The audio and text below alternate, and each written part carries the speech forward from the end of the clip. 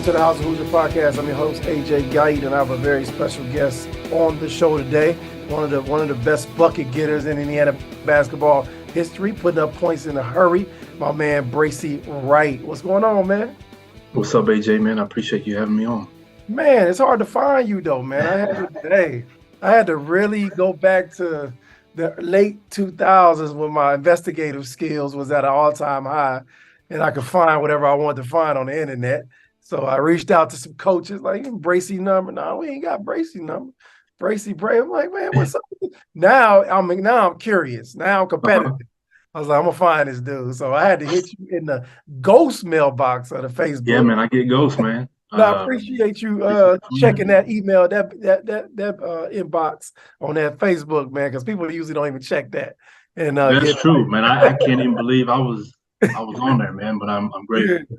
No, I appreciate that, man. So, but welcome to the House of Hoosier podcast. It's where we celebrate, our former Hoosiers, man, and we have a candid conversation about our experiences at Indiana. We all experience different times, but the goal is the same: is to be the best for Hoosier Nation. So, but first, I want people, the new kids. You're one of the old heads now, man. You're in my category. Like we started to get forgotten about. Completely. It's coming. It's right on the edge. We like right there. So I want you to tell people like where you grew up, where you from, and what it was like growing up where you're from. Originally, I'm from Dallas, Texas. I went to high school, Colony High School, little suburb outside of Dallas. It was kind of growing up in the suburbs, man. Wasn't too much to that. If you know anybody from the suburbs, you pretty know the same story. Not a lot going on, man, but there was always a gym open, always some court open, man, and I just stayed on the court, stayed in the gym, and that was my thing to do, man. We didn't have a lot in the suburbs, man, so I lived actually on the other side of town than when I went to school and all of the rest of my classmates. So I was kind of on the outskirts a little bit, so my thing was just, man, hooping. That was when I wake up, go on the court, sundown, go home, man. So that's all I did. What was it that drew you to that? Who was it or what was it that drew you to the game? My father played professionally. Okay. My uncle played professionally as well with the Sixers. My uncle went to A&M, and he got drafted with the Sixers. My father went to SMU. He played with the Sixers, and he went overseas. So it was kind of like a lineage thing for me. As soon as I was old enough to hold a basketball, to understand about sports, that was like, man, everywhere I would go in Dallas, your father was this, your father was that. So I heard those stories growing up. Yeah. Made me, a young kid, I played all the sports, but once the basketball started to get a hold of me, it was like, breathing, man, fish in water, man. It was like that. So that's kind of what led me to it, man, was my dad and my uncle. So was Pops kind of, a little disappointed that you didn't go to SMU, or he was like, "Go ahead, man, it's your job." No. I think IU for me, a lot of people were excited about that. I think most people originally thought I was going to go to University of Texas because they had been recruiting me for a long time. What coach was there at that time? Where at Texas? Yeah, that was Rick Barnes. Oh, okay. Oh, yeah. And TJ Ford, he had just landed TJ Ford the year before. So that was like everybody was ready for me to do that. Absolutely. A TJ Ford, Bracey Wright backcourt. Stop. Yeah. Come on, man. I know you probably in hindsight like, what? I don't like to think backwards. Go ahead. That's true, man. I'm crimson and white, man. Absolutely. So what was that moment? We all had that moment as kids. We get attached to the game. Something brings us to the game. Yours was your family, your father and your uncle. Mine was videotapes. Michael Jordan, Come Fly With Me, an NBA superstar with Isaiah Thomas dribbling all around. But at what point did you get attracted to the game and then you realized that, I got something special? It was 96, man. Seattle Sonics. That was, for me, they were everything. Everything. And, I watched them in the playoffs that year. That was the year they went to the finals. I think they lost to Chicago.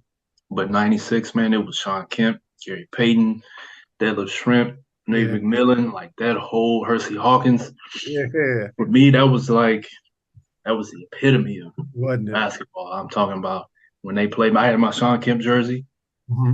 everything. So it was then that I was like, oh yeah, I love this. I could Right. be around this all day. I could do this all the time.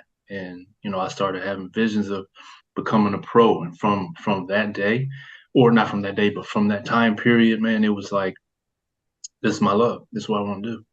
You brought up something that's very important, man, and talked about having that vision.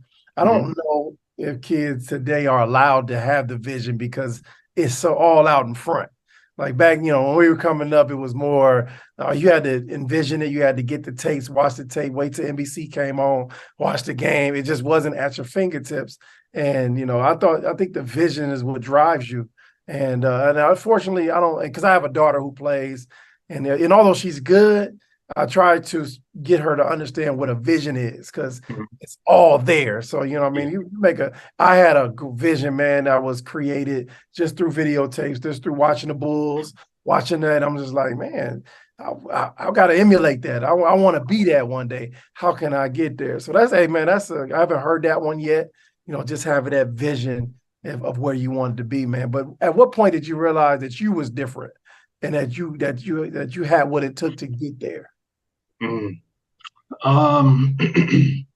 Probably my second year of high school. Mm-hmm. My second year of high school, kind of things started to click. Yeah. I was really good before that, but I Mm-hmm. think my second year of high school, that was really my first year I started playing on my AAU team, Team Texas. And then that's when we were on the Nike circuit. So we went to like the Boot Williams Classic, Peach Jam, Nike Peach Jam showcase out in Orlando. I killed it there, man. And it was we ran through those tournaments, and from there I gained so much confidence, and that's when I knew I was like, man, I can go with Yeah. anybody. Mm-hmm. Yeah. Team Texas. What was some of the name of the guys that went on to play that played with you on that? Uh, we had Keith Langford on that team. We had, Team Texas had like Brian Boddicker, Keith Langford. We had who else on there? Brian Hopkins was on there. Uh, Oh, who else did we have, man? We had some guys, man. Some mm-hmm. guys were a little bit, because we had so many different levels of teams, but Definitely, yeah. my guys were like Keith Langford, Brian Hopkins. We had another big. I can't remember his name. Yeah. But we had a squad though, man. We were loaded. That's awesome, man. And let's look before we get into your high school experience a little bit more.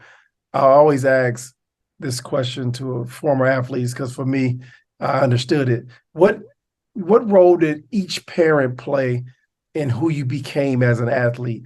What characteristic did you take from your mom that was evident in your game, and what characteristic did you take from your dad that became evident in your game that made you the player you were?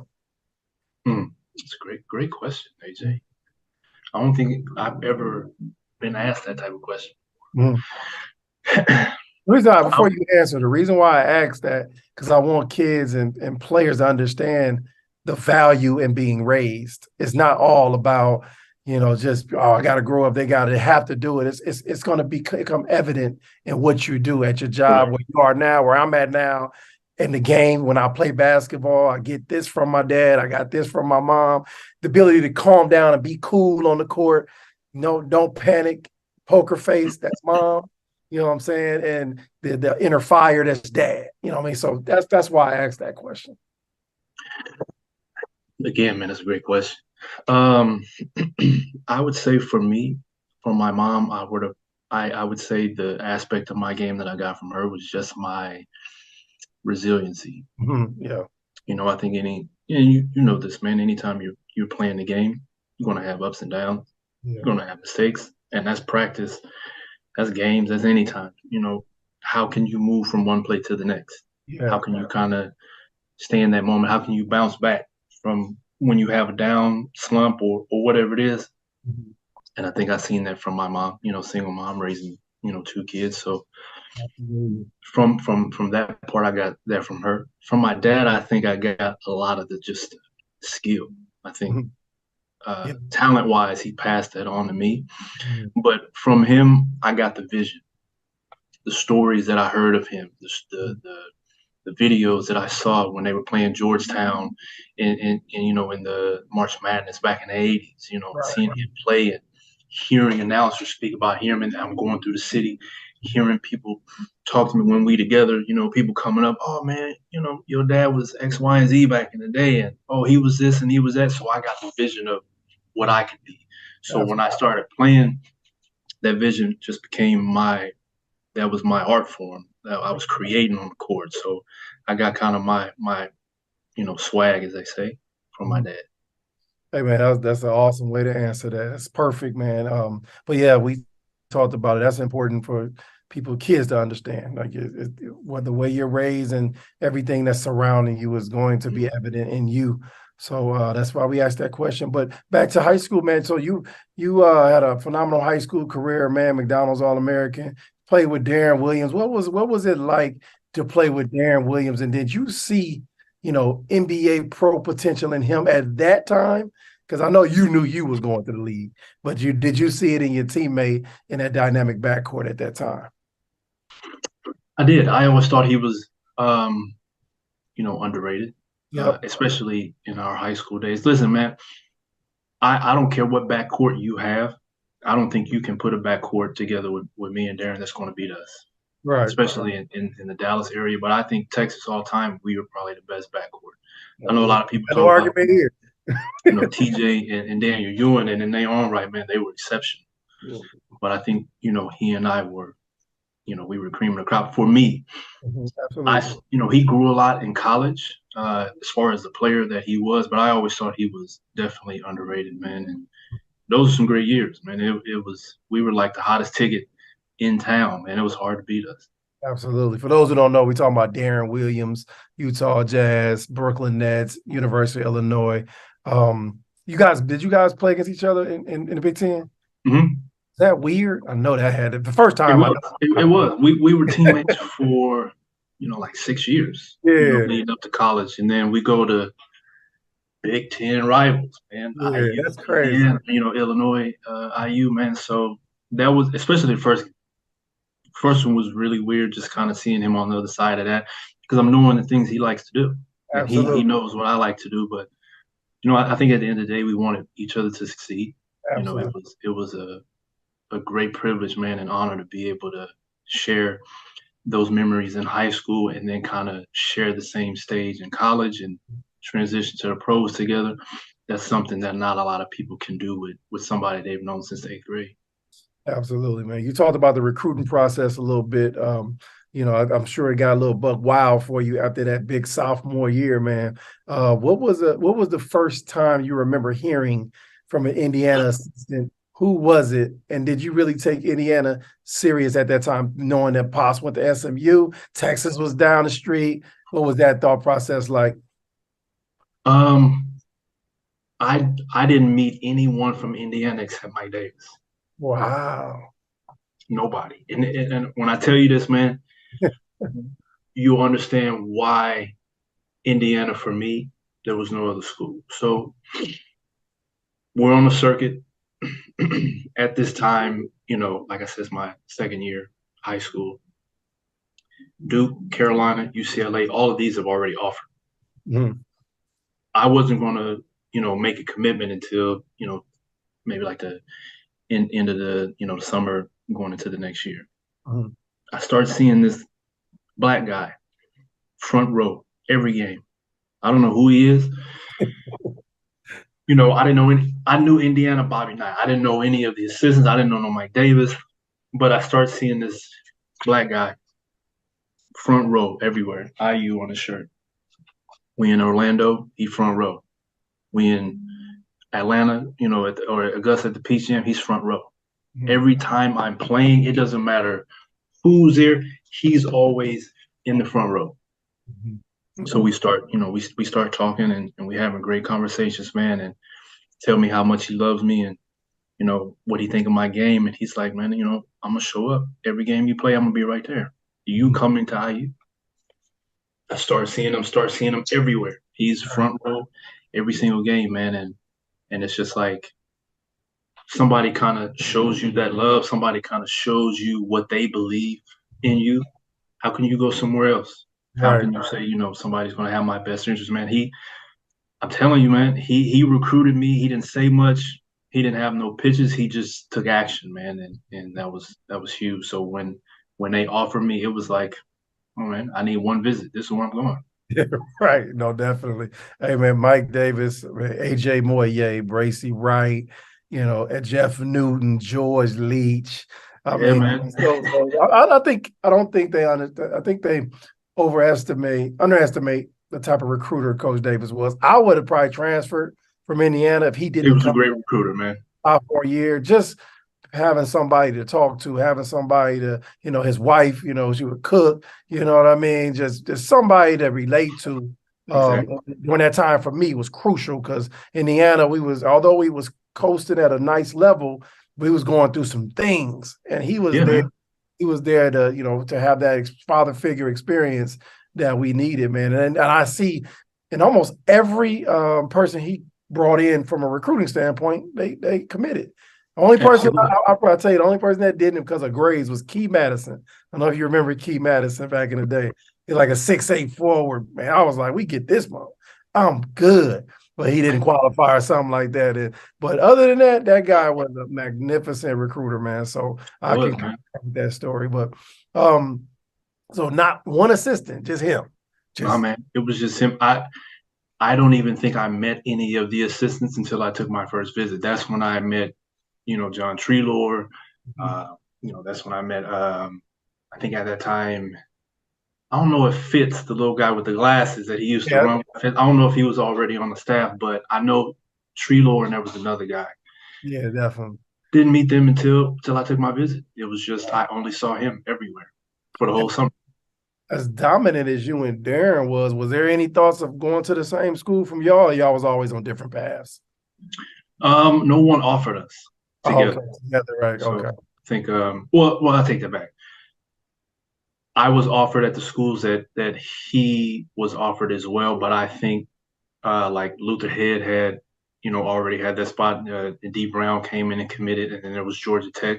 Mm-hmm. They had got another commitment from a shooting guard, so it didn't really work out for it to be that way. But man, that would have been, it could have been crazy, man. Y'all ever talk about it?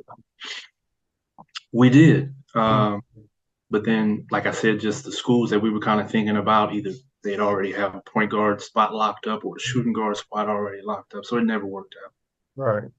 Okay. Hey, halfway through, man, halfway through, I do this segment called Hoosier 10. It's going to ask you 10 questions about the Indiana college experience. What dorm or campus complex did you stay on campus? I don't know how it is now, but my class was the last class for basketball, at least at that time, that could live off campus. Oh, for real? Yeah. No. We had to stay on campus as a freshman. We couldn't stay off. Yeah. See, we were my freshman, me, Marshall Strickland, Roger Wilmot, Daryl Pregram. We stayed off campus. Oh wow! As freshmen. After my freshman year, I'm gonna be honest with you, man. You ain't getting after my freshman year, bro. We had probably like the worst GPA from all the sports. They made everybody freshmen, all the man. Yeah, I was about to say we stayed off campus. It was a spot called Park Doral Apartments. I don't know if it's still there, but man, I know y'all ain't getting nothing done. Like I already knew when you said that. I said, "Hey, ain't get nothing done." Yeah, we was off campus, man. Yeah, it was crazy. Hey, and we were like top 10 in the country, I think, because they just came off the title game. Yep, exactly. Okay, cool. You already kind of mentioned is your college roommate. That was the next question. What was your favorite place to eat in Bloomington at that time? Man, we had like at different restaurants we get at different days. I think one was like Fazoli's. Yep. Another one was, I don't know if it was like Steak and Shake. Those two. Okay, cool. What road arena did you love playing in the most? Man, that's a good one. Big Ten or otherwise? Let's stay Big Ten. Let's stay Big Ten. Man, Big Ten, I would say probably Ohio State. You like that? Yeah. I like the Ohio State Spring, yeah. I liked it in St. John Arena. I ain't like the new one. The new one was too big. Like the St. Yeah, did you play in St. John Arena at all? I don't think so. I didn't play in the new one. That's like playing in a 7,000 seat arena, man. That was crazy. But I love cooking Purdue though. That arena was nice. Yeah, we had a great games at Purdue. Yeah, definitely, definitely. What would you think your best individual performance was? And in the Indiana basketball uniform. My best individual performance, man, that's I would have to say it was, man, you know what? I can't remember, man. It's probably one of my freshman year. I think I had like 39 on North Texas, and I had probably like 30 some on another team. Okay. I remember my freshman year, it was we was cooking. Yeah. Absolutely, absolutely. Who was the hardest player for you to guard in the Big Ten? In the Big Ten, it was this guy who played at Northwestern. I don't even remember his name. Hey, always some random dude. It's never the superstar. It's like this Northwestern man. He was so unassumingly strong. Yeah. He just didn't, he looked like he was strong, but when you played again, he had grown man strength. Yeah, I wonder who that man, is. He could get to the cup, man, and it seemed like any time you touched him, they was calling a foul. It was and I remember we played him at Northwestern. We couldn't make a shot. He had the line 15 times. He was just hard to guard, man. But he was a really smart player. I can't remember his name, but I'm researching. I'm gonna check some box scores tonight when I get to the career. Because there's always, I remember Isaiah Thomas told me some random dude. I was like, man. All the dudes you played against, he's like, man, I could not guard that little dude. I don't know what it was. He was cooking me. But what's your most memorable Mike Davis number? Memory, sorry. Davis memory. Man, hands down. We played Kentucky in Louisville, and we are in the last minutes of the game. I think I go up and get a foul. Or no, I go up, I get hit in the back of the head, but they don't call the foul. And then like Mike rushes the court. I don't know if you remember this. I remember that. Yeah, that was a big deal. That was a huge deal, man. I remember trying to talk him down and calm him down, and he wouldn't listen to nobody, but he ended up listening to me, man. And I think I saved him from getting ejected. Did you? Oh, he didn't get threw out for going out there. But I remember that, man. That was a huge game because we had Kentucky beat. And, that kind of swung the game for them. I'm researching that too. I'm writing that one down too. We're gonna get some answers. What teammate do you miss being around the most? Man, AJ was crazy, man. I loved AJ, man. Yeah. Roger Wilmot, man. Yeah, good dude. Absolutely. He was a good dude, man. He was such a hard worker, man. He would give it everything he had anytime he worked, man. But he was like, a little brother. I don't know if we were same age or he might have been older, but it was kind of that dynamic where he was like a younger brother to me, but we were same age, I think. But he was a great dude, man. And I remember he redshirted freshman year. That was hard on him, man. So just to see him kind of go through those things, we had a lot of conversations about that, man, keeping minds right and staying focused on certain things. But he was awesome, man. I ain't talked to him in a long time. Yeah. Shout out to Roger Wilmot. Any impactful teacher that you left behind at Bloomington? I think you might know this guy. He was an African American studies teacher. You know what I'm talking about? Dr. Wiggins. I already know he passed and left a few years ago. Sure did. Yeah, man. I took his class, me and a couple other basketball players, man. He always he was a good dude, man. Good dude to talk to, man, and just keep it, be honest with you. Understand your experience is a little different. So he always talk to you about it. But Mr. Wiggins, rest in peace. And lastly, man, what do you miss mostly about, the college experience? I miss the brotherhood of it. I think Indiana specifically, we had so many great college players, man, so many great people who exemplified what it means to be a college basketball player at a high level program. And I think just that brotherhood year over year and kind of what we're doing right now, this is what I miss about the college Absolutely. experience. Agree 100%, man. That concludes the Hoosier 10. We'll dive into that towards the end here, man. I want to dive in quickly into your college days, man. You come on campus, you jump right in, averaging 16-5, man. Why do you think you were so prepared to contribute at the college level so early in your career? Mm, I think a lot of it has to do with just kind of the way Mike saw me fitting into what he had going on as far as an offense in Indiana, just the position he wanted me to kind of fill. I think a lot of what we did my freshman year was what I'd already been doing with my AU team, with my high school team. So it was kind of like a plug and play, just on a different level. But one thing I will say is once I kind of got comfortable my first few games, and I'm like, I've been playing against these guys, since high school, or I played against them, last year. Now we're just on a different level. So once the atmosphere and the energy of it, and I'm finally here. Once I got away from that and I settled in, this is just basketball. I was ready. Yeah, I was good to go. Absolutely.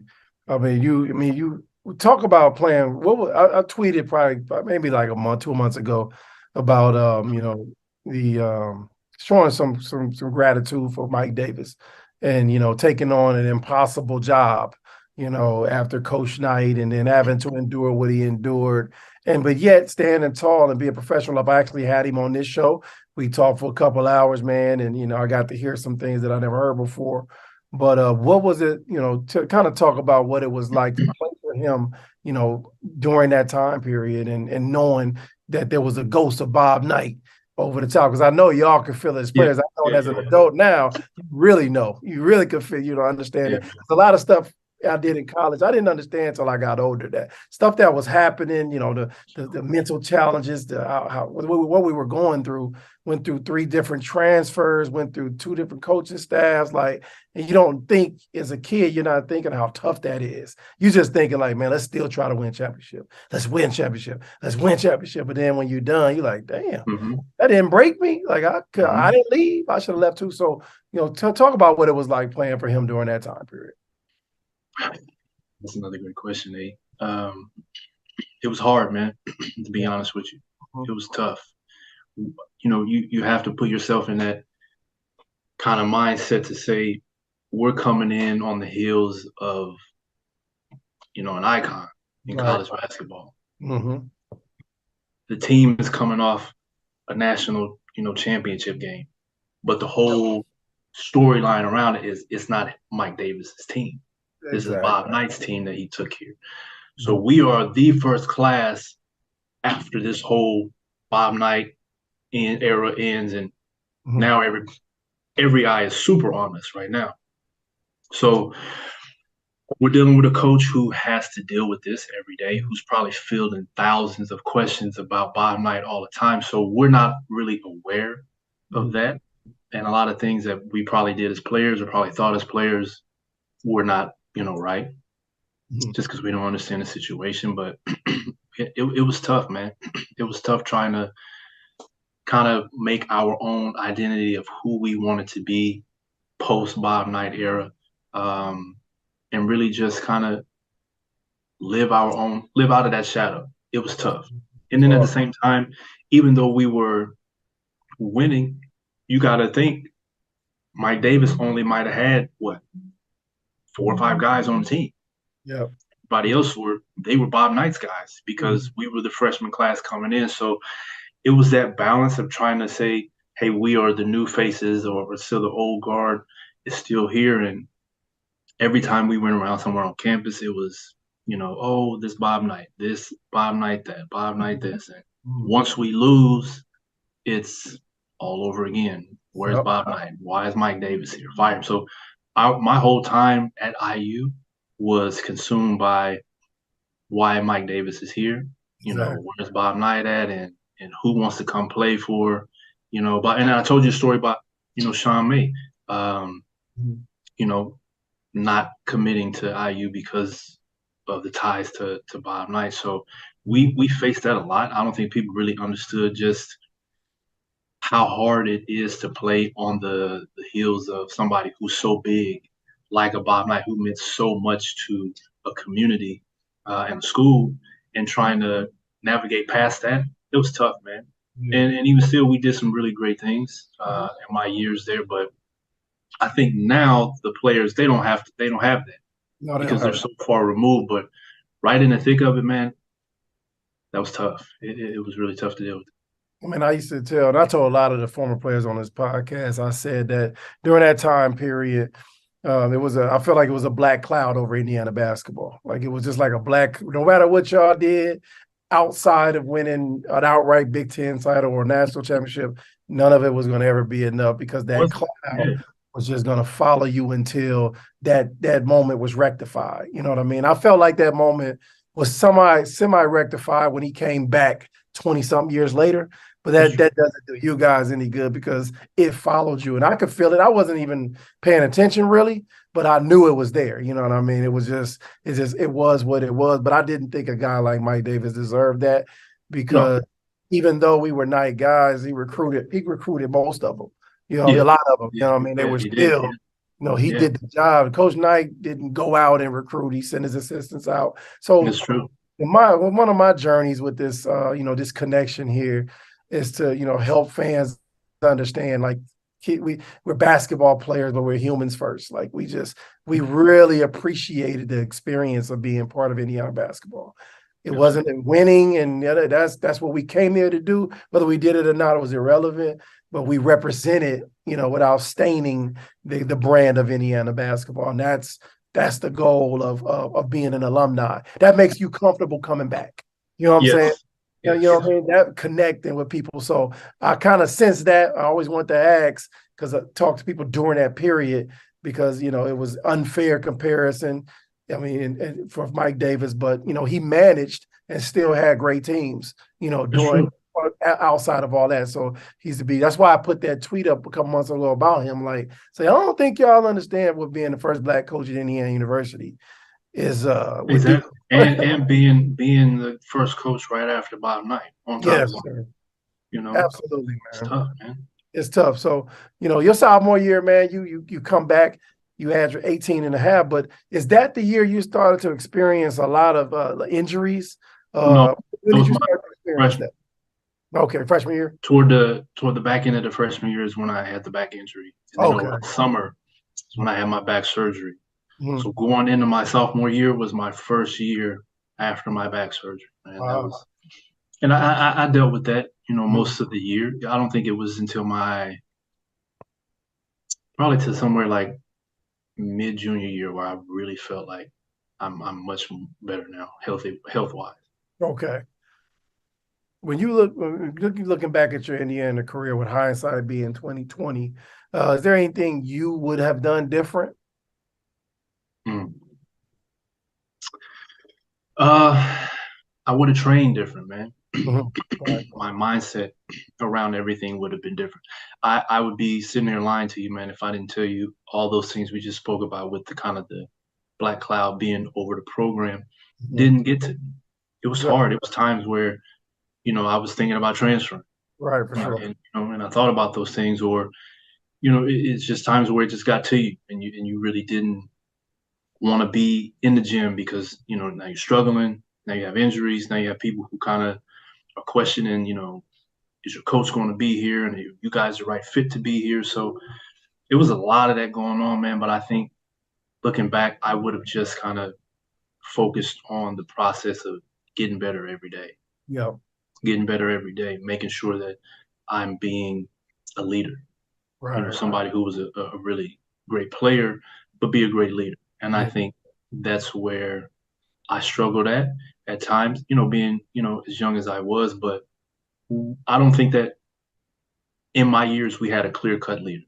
And I think that's why we struggled so much on the court, is because that leadership, even though we had, great vets like AJ, Jeff, George, but I don't think we had that person where you say, hey, I'm stepping up. I'm making sure we here working every day. I'm making sure we grinding, making sure we focus, and we're going to get this thing together. We didn't have that. And looking back, that's something that I wish I would have leaned into. I mean, you hit it right on the head because I've told this story as well too. That's exactly the same hindsight, change that I would have made. I said I was a great basketball player and I gave 110. I said, but it was some things I could have done and said that I was thinking Absolutely. that I just let Bob Knight handle, you know what I'm saying? Or I let somebody else handle. Oh, it ain't mine. But I didn't learn until I became a professional how to be a leader. You know what I'm saying? And if I could rewind it, I would have talked to Luke Recker before he transferred. You know what I mean? I would have talked to Jason Collier and Neil Reed before they transferred because I didn't realize it, but this was changing my role on the basketball team. Absolutely, man. In order for us to be successful.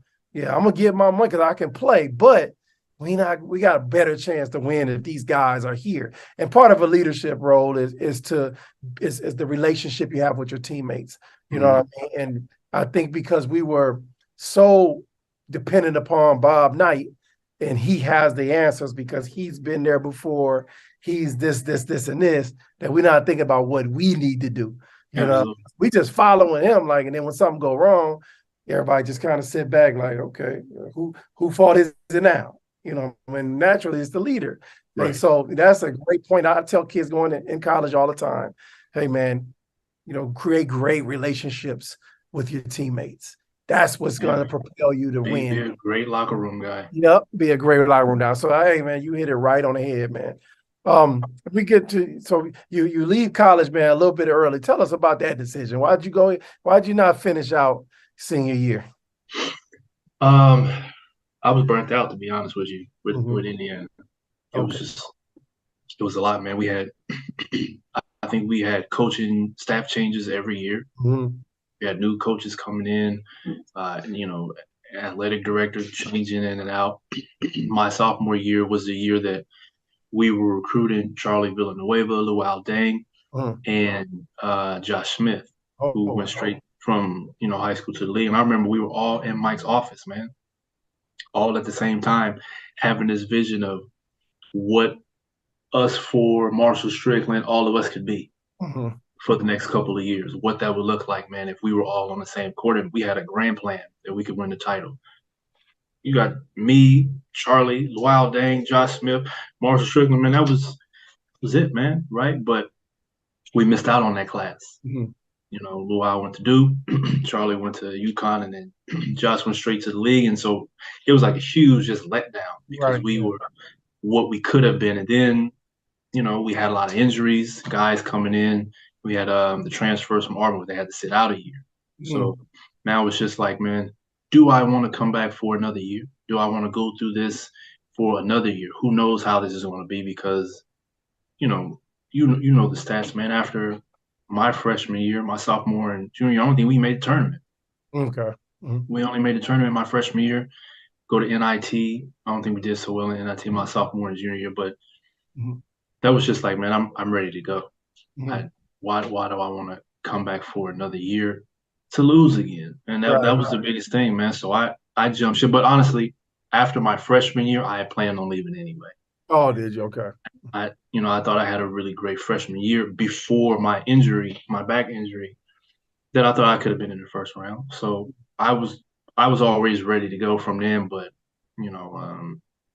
looking back at it, I think maybe I should have came back for another year because Marco Killingsworth, that whole group of guys, that would have been my senior year. So I think we could have been great, man. But they tried to convince me to stay though when they was here. It's funny at that time period because I had a similar situation, but I was burnt out after my junior year. My freshman year, Neil Reed left. He had him and Coach Knight got into it. It's in the middle of my second year. Jason Collier left at semester. Then in the beginning of my end of my junior year, Luke Recker leaves. So I'm like, man, I'm burnt out. But the way that I thought about it was, I'm going to be a second round pick anyway. Right. That's how I just felt it. I was like, I know I'm better than these dudes, but we played a different style. We played motion. the scoring point guard wasn't a thing when we was playing. Yeah, came a little bit after you, when Ben Gordon and them started to heat up a little bit, and to see that short guys could score in the league too. But I thought it's like, and I see, and the only reason I'm talking about this because I see that decision happening to kids today, and they all choose to go to the NBA. And when you could really establish yourself, and have that career that you never want, that no one ever forgets about at Indiana. So that was my choice. Go to this NBA, get some non-guaranteed money, or submit yourself as a legend at this school and try to go win again. You know what I mean? So, but I understand it, and I'm trying to tell kids what to do. But it's like, if you had an opportunity to solidify yourself, and they don't think like that. You really don't think like that as a kid. Just get frustrated, like, all right, man, I had enough out, man. You know what I'm saying? So I completely understand the burnout phase, because I was ready to go. You know what I mean? I was ready to get up out of there. So finally you go overseas, you know what I mean? So the overseas changed my whole perspective on life, bar none. Like, I was kind of an introvert. I was quiet, but I was an extrovert around my people, but I was an introvert to everybody else. But when I got overseas and I had to spend those moments alone and learn how to shop in a different language and learn how to survive in a different country, everything shrunk. They do everything big in America, everything small in Europe. What did playing overseas, did playing overseas change your thought process and have impact on you? Yeah, man, that's another great question. I would say being in Europe helped raise me as a man, to be honest with you, man. It introduced me to a whole world that I was ignorant of before. You know what I'm saying? A lot of Americans, and this, a lot of Americans go over Europe, man, they eat McDonald's. Yeah, they go to they sure do, yeah. They want everybody speaking English. I fought it hard, man. Exactly, man. They don't assimilate. They don't try to find their way in whatever culture that they are in. But I think that I had some really great domestic players with me, as well as I had some really solid vets who had been in Europe for a while, who kind of understood how things should be done. And they kind of, they poured into me a bit on some of the do's and don'ts and how to get the best out of the opportunity there. So for me, man, it showed me a whole nother side of life. It showed me a whole nother mindset. And like I said, it grew me. I was over there 13 years. Wow. And so at one point in time, man, I didn't think I'd come back. So I built a life over there. Did you really? Yeah, man. I did. My kids were born there. So it was a great, great experience for me. And I surely think it helped to cultivate, my mind in a broader perspective than had I just, been living in the States that whole time. What country did you spend the most time in? I spent the most time in Turkey and in Israel. I was there 3 years each. Okay. Man, I was so shocked at how beautiful Israel was. I spent 6 months in Hapoel, Tel Aviv. I played for them, and I hated to leave, but the competition for me was a lot more tougher in Italy. You got Jerusalem, you got Maccabi, and then and it kind of fall off from there. Fell off after that. We were the little baby team, and I'm like, I ain't used to that. But it was so beautiful. I was just shocked. Unbelievable, man. Weather and all that. Yeah, definitely, man. Finally, man, I want to, before I let you go, let you get back to work. I want to see if you've been keeping up with the Indiana basketball Hoosiers today. Have you had a chance to watch the Arizona game or any? I did. I watched a little bit of the Arizona game. And it was funny because when we was just talking about them playing Nebraska, I was like, man, I finally caught it. I should text AJ. Hey, man. Hey. But I did. I caught the beginning of it, man, before I had to leave the house. But I was glad to see Mike Woodson back on the sideline. Absolutely, yeah. Definitely. I tweeted out because I know I love to tweet out to Hoosier Nation because they get so upset when we lose. It's just like, it's the end of we got a great team, and it's like referees cheating and all this. And I said, man, that was a hell of a team y'all lost to. That was a good basketball team. They run their stuff. They're big. They have no weaknesses, really. If you have confidence, a cocky point guard, they got a big dude that don't do anything but post up. But we were competitive. We fought. we didn't fold, and you should be proud of that. You're not gonna win every game, so I thought it was awesome. What did you think about the team and the style that they play? From what I've seen, they look good, man. Mhm. I think it's moving in the right direction. I think it's we've had a lot of coaching changes at IU, Absolutely. since my time there. Mhm. But I think is just what you and I spoke about before, how Mike is the kind of guy who can get through to the young players in a way that maybe most of the other coaches who've already been there hadn't. Yep. He understands him differently. He's been in the league. He's produced NBA players, been around there, so he has a different kind of perspective. And he's a IU legend, man. And I think just what he's trying to build, the way that he preaches the defensive side of the ball. Uh, Absolutely. I think Indiana's in great hands, Absolutely. Did you ever consider getting into coaching?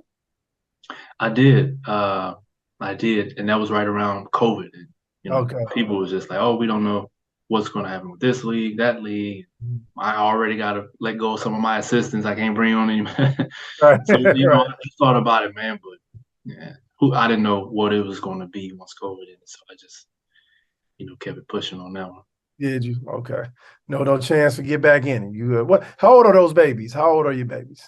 I got a 12, 210, and I got a 5 month old. Well, yeah, so you kind of like me. I got a 16-year-old and a 2-year-old. Yeah, I man. don't know what I was thinking, I but I'm don't gonna be know either, man. rebounding at 65. But what are they in the athletics? They play anything? Yeah, they like basketball. Mhm. Right now they trying all the sports as all kids do. So Trying everything. Where just for the fans, where you residing right now? right now I'm in the Bay. I'm in San Francisco. San Francisco. All right. So I know we got a big following out there, man. Y'all better get with him. You selling Yeah, man. insurance? What's the name of the company? Yeah, man. I'm an insurance broker. I work with a company called Quility. Yeah, but Quality. I have my own brokerage. So yeah, man. Okay, that's how y'all find him out there in the Bay Area now. Send him all kind of cards and with the postage stamps, so that y'all be sending me all the time. Y'all know y'all know where to find him and flood his mailbox. Man, show him some love out there, man. Any plans to go back to IU at any time? Or do you stay connected to anybody?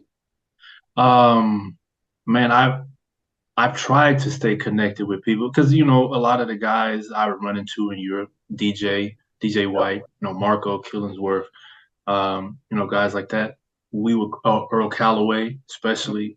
We would be in the same countries, same leagues, time. So we would always chop it up about IU and try to figure out who is where, who has who phone number. But man, I'd love to come back. I haven't been back since 2006, 2005, somewhere around there, man. But definitely, man, I got to come back at some point, catch a game, bring the family to the game, and it's part of history, man, and that we were able to play in Assembly Hall, man, and then be on that court and share the court as it's like AJ Guyton, love to come back and share that again.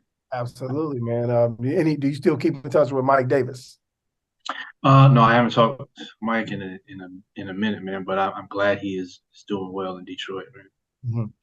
There a reason for that?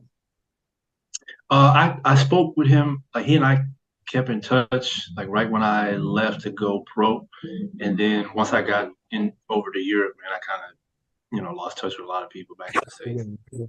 I'm gonna re-give you his number when we get off here. But Yeah, what I've learned, man, relationships, man, relationships. Recall a phone call, an opportunity to reminisce. I had him on the show. Like I told you, it was a must that I get him on the show. I want to hear his story. I want to hear about, like I told you about Antoine, one of the best guards in the country. man, I Probably looked him up. you It's probably used crazy. to hold him in your arm when I y'all. did. Yes, I did. This is crazy, man.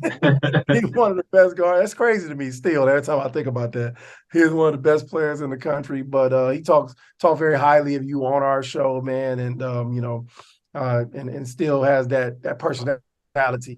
One day, they're gonna be doing specials and they're gonna honor Mike Davis, and you're gonna have to be there to show that love. So, I love that, man. He was a huge influence, man, in yep. some of my earlier years, especially when it came to basketball. And to be honest, man, he was, like you mentioned, that father figure in a sense to me, man. He took a great care of me, man. And I think we had a lot of conversations about what was going on at Indiana at the time and just kind of how to maneuver everything as a young Black man. Absolutely. Always grateful for Mike Davis for that. Absolutely, man. And I'm grateful that you took the time and opened your Facebook message and hit your boy back, man. So anytime you in the Midwest, man, you keep my number locked in. You want to chop it up about some of the games you watching that you happen to walk by and look and see and watch. Chop it up about, hit me up, man. I love to talk basketball. Love to stay connected with my Indiana brothers, especially the ones I didn't get a chance to really meet. Absolutely. And politic with. And I believe one day we're going to be connected at IU, man. I believe we're going to have a real reunion. Yeah, love that, man. Back wait on that. And we just politic for 2 or 3 days and really enjoy it. And that's what I'm looking forward to. And that's why I do this show, to connect with everybody. Everybody's on the same level with me, whether you won 8 championships, 0, anything in the middle. I don't give a damn about none of that. You wore this color. You still your uniform, man. You wore this color. You shot trays from the left wing, just like I did. Man, we're going to celebrate that until we go. So I appreciate the time, man. Absolutely, AJ. Appreciate you, brother. Blessed. Thank you. Bracey Wright, Indiana basketball legend, one of the best scorers ever to grace, wear the Crimson and Cream. Thank you for joining us.